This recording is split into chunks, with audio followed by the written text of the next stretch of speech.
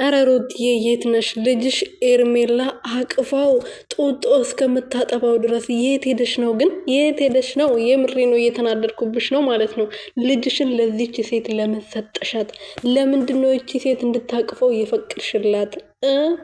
በሉ ቤተሰብ የምሬን ነው ማለት ነው። አብርሽን በጣም ታሳፍራለህ። የምሬን ነው። ህፃን ልጅ ገና 3 ወር ያልሞላው ልጅ ሩም ድረስ ይዘክ ሄደክ እንደዚህ በልጅክ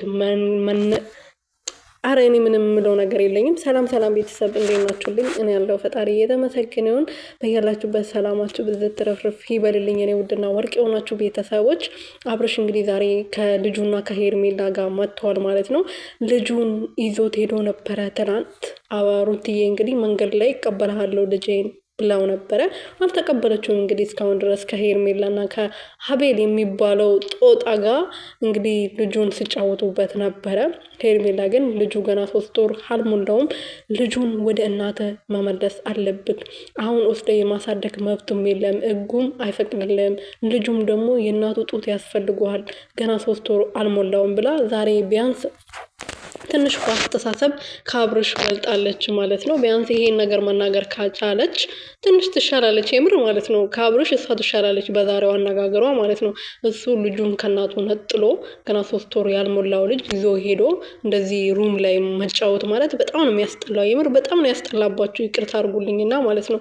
ሩትዬ ደግሞ ዝም ማለት አልነበረብሽም። ልጅሽን ይሄናል እኔ እንጃ፣ እኔ ምን ልል እንደምችል ራሱ አላውቅም። በጣም ነው የተናደድኩት ዛሬ የምር ማለት ነው። ይሄ ንጻን ልጅ ገና እኮ ጥንጥዬ እኮ ነው። ማርያምን አይታችሁታል? አልጋ ላይ እንዴት ሲሆን እንደነበረ ሲያለቅስ ነበር ምናምን። እሱ ግን እዛ ሲጃጃል ነበረ። ምን አይነት አባት ነው ግን? እንዴት ነው ልጁን ገና እነሱ ልጅ ናቸው፣ የመጀመሪያ ልጃቸው ነው።